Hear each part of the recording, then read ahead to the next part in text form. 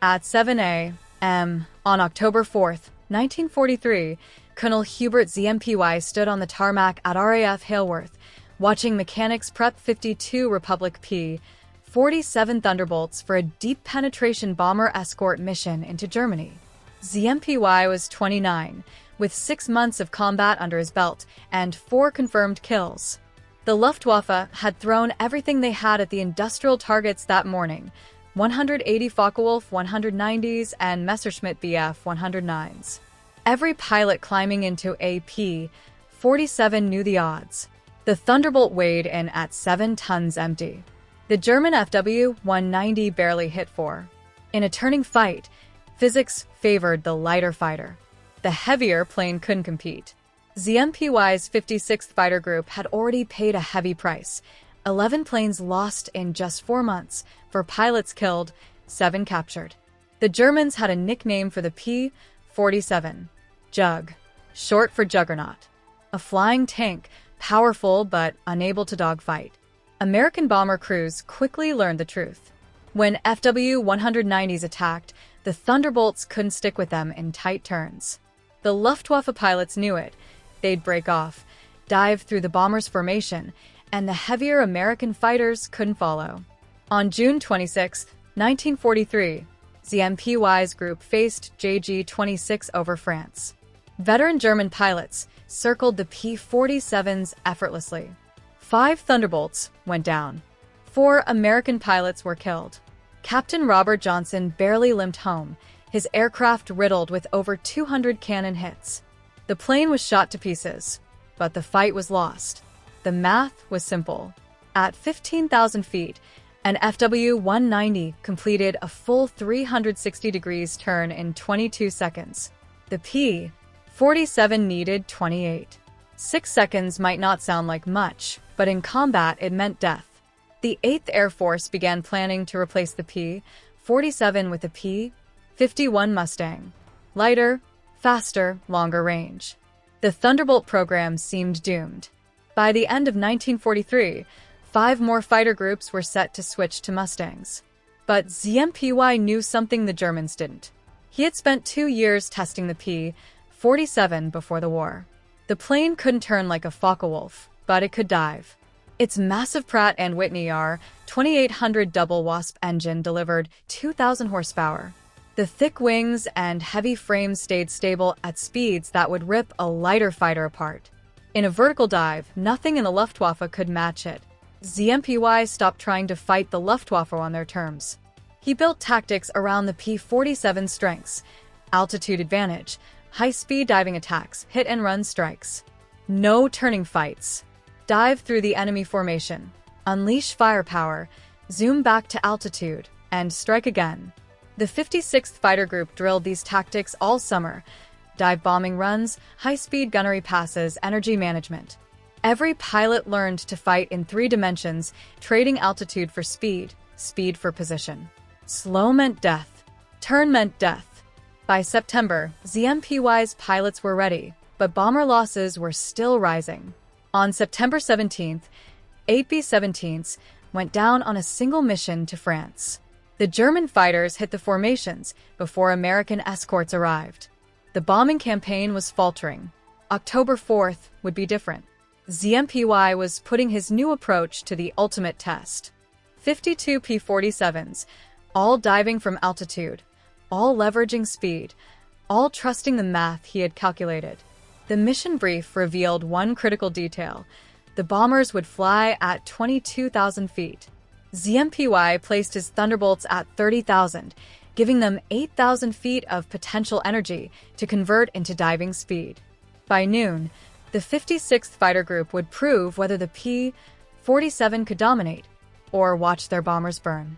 German radar spotted the formation crossing the Dutch coast at 9:30 a.m. Controllers scrambled 73 FW-190s to intercept. The Luftwaffe expected the usual: American fighters flying tight formations alongside the bombers, easy prey for dive attacks. But ZMPY's squad wasn't escorting. They were hunting 8,000 feet above the enemy. At 9:52, ZMPY spotted the German fighters 15 miles ahead, climbing into attack position. Standard Luftwaffe tactics: gain altitude, dive through the bombers, escape before escorts could react. ZMPY rolled his P-47 into a 70 degrees dive. 51 Thunderbolts followed, 7 tons of guns, ammo, and armor hurtling toward the enemy. The engines roared, airspeeds climbed past 300, 350, 400 miles per hour. The Germans never saw them coming. 52 Thunderbolts screaming at 450 miles per hour struck first, ripping a FW-190's cockpit apart with concentrated 50 caliber fire. In the next 90 seconds, the group tore through the Luftwaffe formation. Each P-47 had 8 Browning M2 machine guns, 800 rounds per minute each, 68,000 rounds raining through the sky every minute. The Germans tried to brake, turn, or dive away, but physics was on ZMPY's side. The FW-190s couldn't outdive the heavy Thunderbolts. Their planes blacked out or tore apart under the G-forces. The P-47s remained steady, precise, unstoppable. Lieutenant Walter Cook, ZMPY's wingman, watched one FW-190 struggle to recover from the dive. As the German fighter tried to pull away, the pilot shoved his stick forward, sending his plane into a steep vertical climb. Lieutenant Walter Cook held his line, keeping pace with the maneuver. At 500 miles per hour, the FW-190's right wing couldn't take the stress. It folded back and broke off, the wreckage tumbling down toward the Dutch fields below. The rest of the Thunderbolts didn't fall into dogfighting traps. No pilot tried to match the Germans in tight turns. Each dive was a single, brutal strike. High-speed pass, fire, then zoom back up to altitude for another run. ZMPY had planned this to the second. The P-47's engine could regain 8,000 feet in just 4 minutes. For minutes, then another dive. The German formation broke apart. Pilots who moments before were poised to strike the B-17s were now scrambling for survival. They couldn't climb fast enough to evade the diving Thunderbolts. They couldn't dive fast enough to escape. And turning? That was never an option. The P-47s simply didn't engage in turning battles. By 10:03, just 11 minutes after the first attack, the skies above the bomber stream were empty. The surviving FW-190s fled east toward their bases. Not a single German fighter reached the bombers. 0 B-17s were lost. ZMPY's group regrouped, climbed back to altitude, and continued escorting the bombers, who struck their targets without interference. On the way home, distant Luftwaffe formations appeared on the horizon, but none dared come close. The 56th Fighter Group touched down at Haleworth between 1 o'clock and 1:40 p.m. Ground crews tallied ammunition usage. Gun cameras were pulled for development. Intelligence officers debriefed each pilot. The results sounded unbelievable. 21 confirmed German fighters destroyed, 8 probably destroyed, 16 damaged, and not a single American aircraft lost or pilot injured. 8th Air Force demanded verification. Investigators interviewed each pilot, reviewed every gun camera angle, cross-checked radar and radio intercepts. Every claim was confirmed. October 4th, 1943. Wasn't a fluke, it was real. But this was just one mission. The Luftwaffe still had hundreds of fighters. The strategic bombing campaign would go on for another 18 months. Could ZMPY's tactics work again? Could other fighter groups replicate the success? Could the P-47 truly dominate the skies over Europe? 3 weeks later, the 56th Fighter Group would answer those questions in a way that terrified the Luftwaffe. October 1943 became their proving ground. Weather permitting, the 8th Air Force flew maximum-effort bombing raids every day: Brimman, Münster, Wilhelmshaven, Duran, industrial targets deep in Germany. Each mission drew massive Luftwaffe responses. On October 8th, escorting bombers to Bremen, the 56th intercepted 40 Bf-109s. Same tactic, same altitude advantage, same diving attacks. 6 enemy fighters downed. No American losses. October 10th brought a bigger test. 60 FW-190s tried to break through to the bombers. ZMPY's pilot struck in 3 successive high-speed passes, 9 confirmed kills, 2 probable. The bombers completed their mission untouched. October 14th was different. The second Schweinfurt raid saw 291 B-17s targeting critical ball-bearing factories. The Luftwaffe threw everything they had, over 300 fighters, experienced aces, the best they could muster. This was the decisive battle everyone expected. ZMPY wasn't flying that day. He was at 8th Air Force Headquarters, receiving the British Distinguished Flying Cross. Lieutenant Colonel David Schilling took command. He followed ZMPY's tactics to the letter. Hold altitude, wait for German formations to commit, dive at full speed, strike, climb, repeat. But the scale overwhelmed them. Too many German fighters, too few American escorts. 68 B-17s went down. 680 American airmen killed or captured in one afternoon. Schweinfurt became the worst single-day loss for the 8th Air Force. The 56th still claimed 16 German fighters destroyed, more than any other escort group, but it wasn't enough. Bombers burned, the daylight bombing offensive was faltering, and German fighter production was surging. 4 days later, on October 20th, some commanders considered pausing deep penetration raids until enough long-range P-51 Mustangs were available. Critics argued the P-47 simply couldn't do the job. Too heavy, too limited in range. Then, the weather cleared. The 8th Air Force launched another maximum effort mission against the Durand Railway Yards. The 56th Fighter Group took off at 8:30 a.m. ZMPY back in command.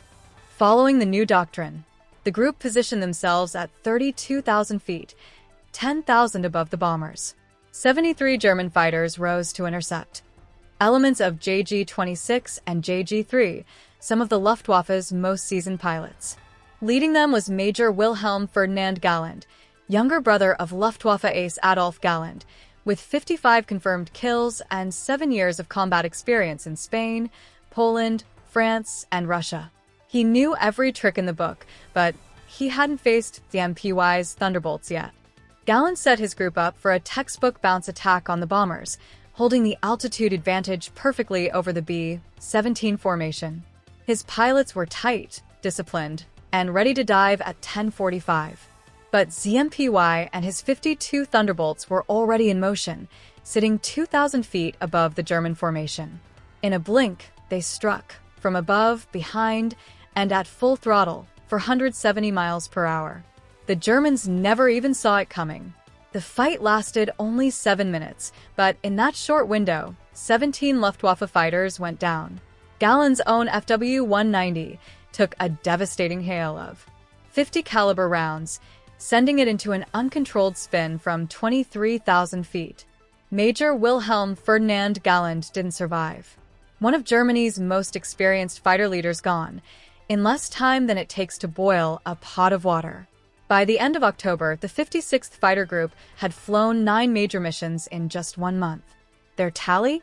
39 confirmed kills. The unit that was once dismissed for its inability to dogfight had become the highest-scoring fighter group in the entire 8th Air Force. The Germans took notice. Luftwaffe intelligence began tracking the new American threat, dubbing it the American diving tactic, and they had no answer for it. By November 1943, Luftwaffe commanders across occupied Europe held emergency meetings. The Americans had changed the game. P-47s were striking from altitudes and speeds their aircraft simply couldn't match. Traditional intercepts failed. For 4 years, German doctrine had ruled the skies. Gain altitude, dive with speed, dominate the fight. Now, the Americans were doing it better.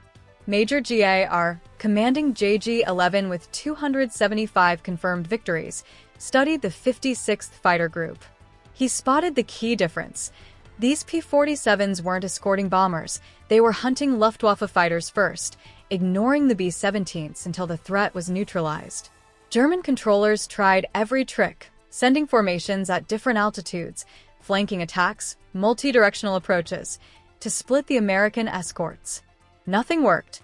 ZMPY's squadrons operated in vertical layers. One at 30,000 feet, another at 28,000, a third at 26,000. When the Germans came high, the top squadron dove. When they came low, the bottom squadron responded. The middle squadron covered both. Every Thunderbolt maintained enough altitude to convert height into a deadly attack speed. On November 5th, a mission over Munster tested the tactic again. JG-1 attempted a coordinated 30-plane assault from multiple directions. ZMPY's group intercepted them before they reached the bombers. The results? 14 German fighters destroyed. Not a single bomber lost to fighter attacks. Flak claimed 2 B-17s, but the fighters themselves remained untouched. Soon, Luftwaffe controllers learned to avoid the areas where the 56th operated. Whenever ZMPY's call signs came over the radio, German pilots were rerouted to safer sectors.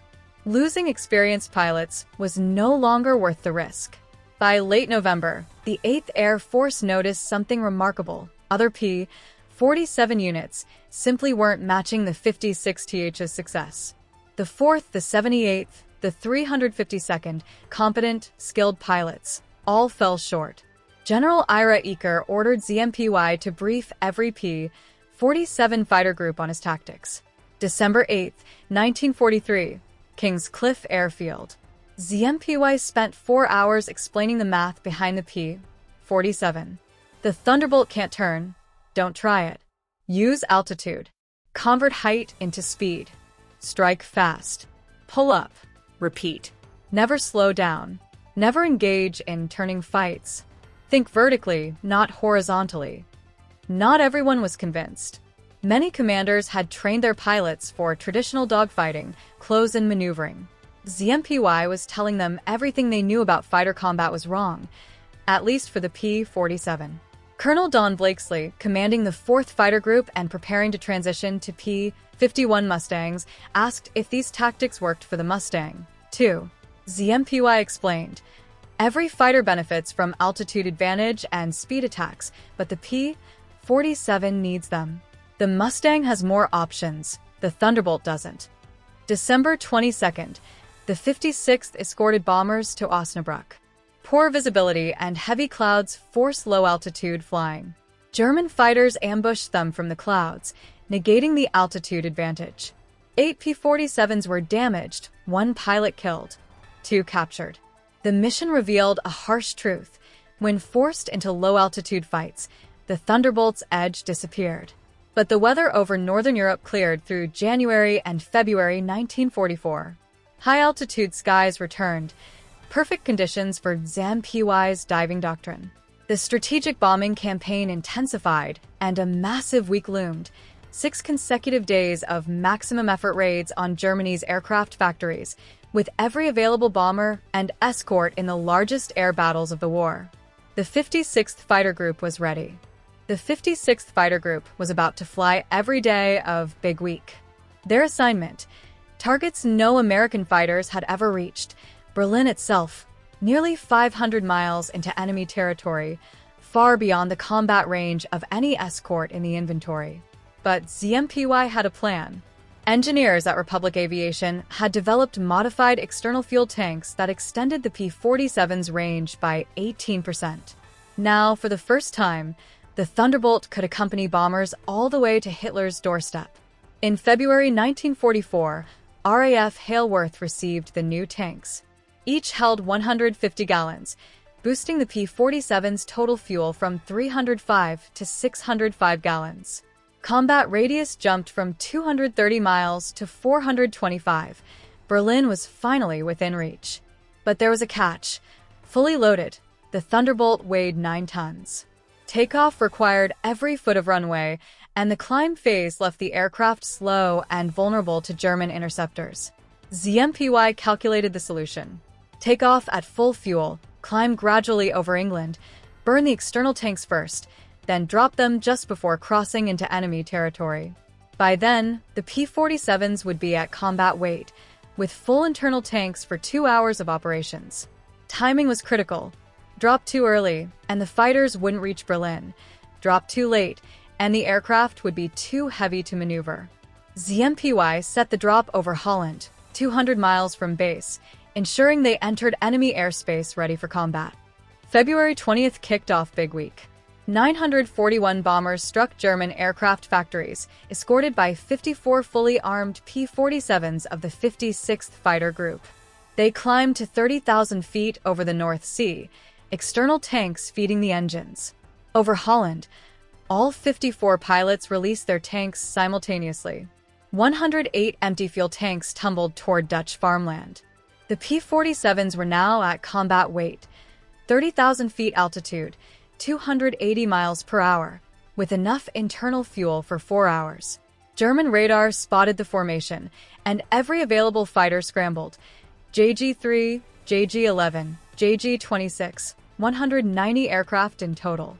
The 56th positioned ahead of the bombers.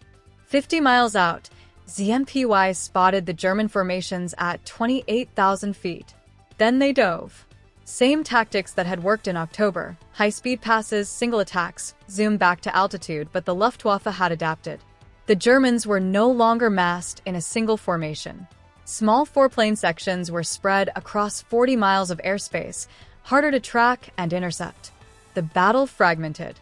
P-47 pilots found themselves alone, outnumbered, facing multiple enemies simultaneously. Lieutenant Robert Johnson engaged 3 Messerschmitt Bf-109s over Brunswick. He shot down one, damaged another, and found himself chased by the third. Diving to escape, both aircraft hit over 450 miles per hour. Johnson pulled out at 8,000 feet. The German pilot blacked out from the G-forces and crashed. Across the skies, similar fights played out. Physics and mathematics were on the American side. German pilots couldn't turn fast enough, while the P-47s used speed and climb to survive. By 12:30, the bombers reached Leipzig. Flak erupted. 88mm and 105mm shells filled the sky. 21 B-17s were lost to anti-aircraft fire, but not a single bomber fell to Luftwaffe fighters. The 56th escorted the formation safely back to England, landing at Hailworth at 15:40. 6 hours and 40 minutes of combat. 18 German fighters confirmed destroyed, 2 P-47s lost, but both pilots survived and evaded capture. Big Week continued. Missions to Brunswick, Regensburg, Augsburg, Gotha, Schweinfurt, culminating in a mission many thought impossible: Berlin. March 6, 1944, 7 o'clock hours. RAF Hailworth. ZMPY briefed his pilots for the deepest penetration mission ever attempted by American fighters. Berlin, 510 miles from the English coast, had never been reached by escort fighters. Previous raids had lost bombers by the dozen to unopposed Luftwaffe attacks. The plan was audacious. 660 B-17s would strike across Berlin, 397 hitting the VKF ball bearing plant in Erkner, 263 targeting the Daimler-Benz engine factory. Success would cripple German tank and aircraft production. If the bombers survived, 8 fighter groups were assigned to escort duty, totaling 673 fighters ready to defend the bombers and challenge the Luftwaffe over the German capital. The 56th Fighter Group was about to fly every day of Big Week. Their assignment: targets no American fighters had ever reached, Berlin itself, nearly 500 miles into enemy territory, far beyond the combat range of any escort in the inventory. But ZMPY had a plan. Engineers at Republic Aviation had developed modified external fuel tanks that extended the P-47's range by 18%. Now, for the first time, the Thunderbolt could accompany bombers all the way to Hitler's doorstep. In February 1944, RAF Hailworth received the new tanks. Each held 150 gallons, boosting the P-47's total fuel from 305 to 605 gallons. Combat radius jumped from 230 miles to 425. Berlin was finally within reach. But there was a catch. Fully loaded, the Thunderbolt weighed 9 tons. Takeoff required every foot of runway, and the climb phase left the aircraft slow and vulnerable to German interceptors. ZMPY calculated the solution. Take off at full fuel, climb gradually over England, burn the external tanks first, then drop them just before crossing into enemy territory. By then, the P-47s would be at combat weight, with full internal tanks for 2 hours of operations. Timing was critical. Drop too early, and the fighters wouldn't reach Berlin. Dropped too late, and the aircraft would be too heavy to maneuver. ZMPY set the drop over Holland, 200 miles from base, ensuring they entered enemy airspace ready for combat. February 20th kicked off Big Week. 941 bombers struck German aircraft factories, escorted by 54 fully armed P-47s of the 56th Fighter Group. They climbed to 30,000 feet over the North Sea, external tanks feeding the engines. Over Holland, all 54 pilots released their tanks simultaneously. 108 empty fuel tanks tumbled toward Dutch farmland. The P-47s were now at combat weight, 30,000 feet altitude, 280 miles per hour, with enough internal fuel for 4 hours. German radar spotted the formation, and every available fighter scrambled. JG-3, JG-11, JG-26, 190 aircraft in total. The 56th positioned ahead of the bombers. 50 miles out, ZMPY spotted the German formations at 28,000 feet. Then they dove. Same tactics that had worked in October: high-speed passes, single attacks, zoom back to altitude, but the Luftwaffe had adapted. The Germans were no longer massed in a single formation. Small four-plane sections were spread across 40 miles of airspace, harder to track and intercept. The battle fragmented. P-47 pilots found themselves alone, outnumbered, facing multiple enemies simultaneously. Lieutenant Robert Johnson engaged 3 Messerschmitt Bf 109s over Brunswick. He shot down one, damaged another, and found himself chased by the third. Diving to escape, both aircraft hit over 450 miles per hour. Johnson pulled out at 8,000 feet. The German pilot blacked out from the G-forces and crashed. Across the skies, similar fights played out. Physics and mathematics were on the American side. German pilots couldn't turn fast enough, while the P-47s used speed and climb to survive.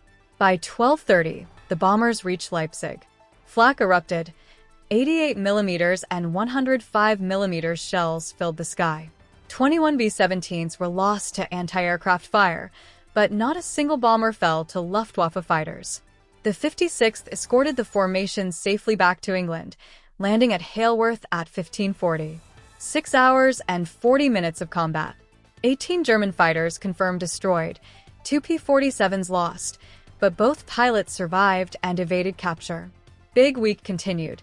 Missions to Brunswick, Regensburg, Augsburg, Gotha, Schweinfurt, culminating in a mission many thought impossible: Berlin.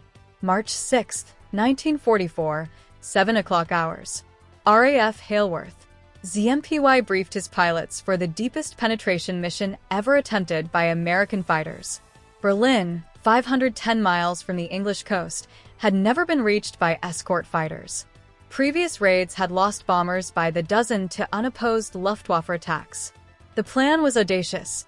660 B-17s would strike across Berlin, 397 hitting the VKF ball bearing plant in Erkner, 263 targeting the Daimler-Benz engine factory. Success would cripple German tank and aircraft production if the bombers survived. 8 fighter groups were assigned to escort duty, totaling 673 fighters ready to defend the bombers and challenge the Luftwaffe over the German capital. The 56th Fighter Group didn't slow down after Normandy. They hit German supply lines relentlessly: convoys, fuel depots, rail yards, all under fire from the Luftwaffe. The P-47's 8.50 caliber machine guns tore through trucks, locomotives, and fuel tanks, devastating anything in their path. On August 12, 1944, ZMPY received new orders.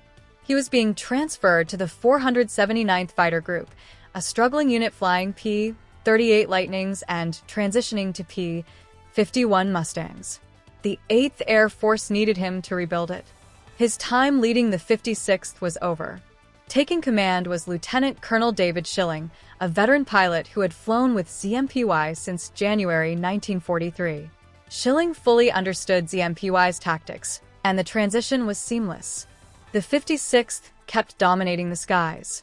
Under Schilling, the group continued operations through the end of 1944 and into 1945, the Battle of the Bulge, crossing the Rhine, and the final push into Germany. Their last combat mission flew on April 21st, 1945, just 18 days before Germany surrendered. The final statistics speak volumes. 2 years of combat, 447 missions, 19,391 sorties, 64,432 hours of combat flight time, and 677. 5 confirmed German aircraft destroyed, more than any other fighter group in the 8th Air Force. That's 100 more victories than the second-place unit. The 56th was the only fighter group in the European theater to fly the same aircraft from first mission to last. The P-47 Thunderbolt, once called too heavy and slow for combat by German pilots, ended up destroying more Luftwaffe fighters than any other American plane. And it wasn't the airframe that made the difference, it was the tactics. ZMPY's diving attacks, altitude discipline, refusal to dogfight, and mathematical approach to air combat transformed the European air war. These tactics made D-Day possible and secured the skies for the strategic bombing campaign. It all began with one realization: the P-47 couldn't turn. So they stopped trying. After transferring to the 479th Fighter Group on August 12, 1944, ZMPY applied the same tactics to the P-51 Mustang: height advantage, high-speed diving attacks, and boom and zoom maneuvers. He scored 5 more victories, bringing his total to 17. 75 confirmed kills. But his career wasn't without danger. On October 30th, 1944, during a mission over Germany, deteriorating weather and severe turbulence tore the wings off his P-51 at 18,000 feet. ZMPY bailed out, evaded capture for 3 days, but was eventually taken by German troops on November 2nd. He spent the rest of the war in Stalag Luft I, overseeing 9,000 prisoners as the senior Allied officer. Meanwhile, the 56th Fighter Group didn't miss a beat. ZMPY's tactics had become doctrine. Every pilot, every replacement learned the system. Under Schilling, the group continued its dominance, producing 39 fighter aces, more than any other 8th Air Force unit. Top scorers included Lieutenant Colonel Francis Gabreski with 28 victories, Captain Robert Johnson with 27, Colonel David Schilling with 22.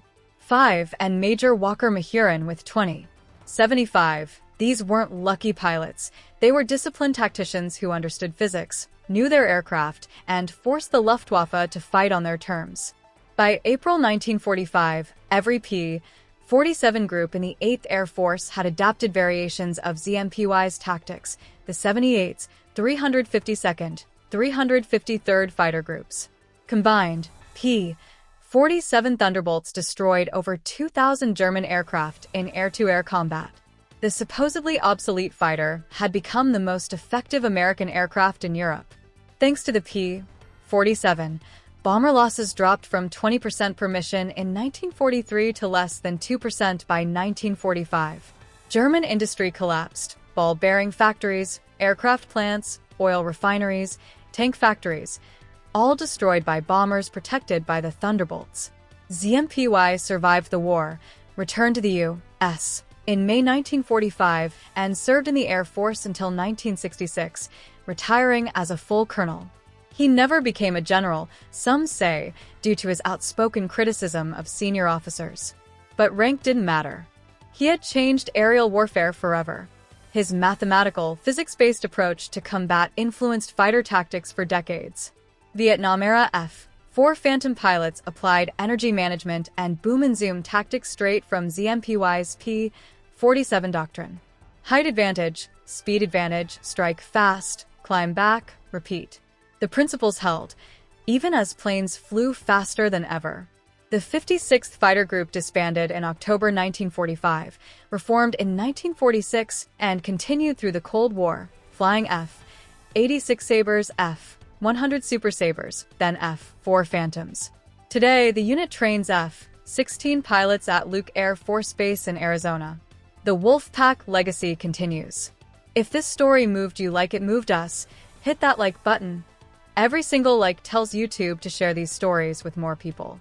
Subscribe and turn on notifications to help us rescue forgotten tales from dusty archives. Stories of pilots and commanders who saved lives with tactics, mathematics, and discipline. Drop a comment and tell us where you're watching from. United States, United Kingdom, Canada, Australia? Are you connected to someone who served? Let us know. You're not just a viewer. You're helping keep these memories alive. Thank you for watching and for making sure ZMPY and the 56th Fighter Group are never forgotten.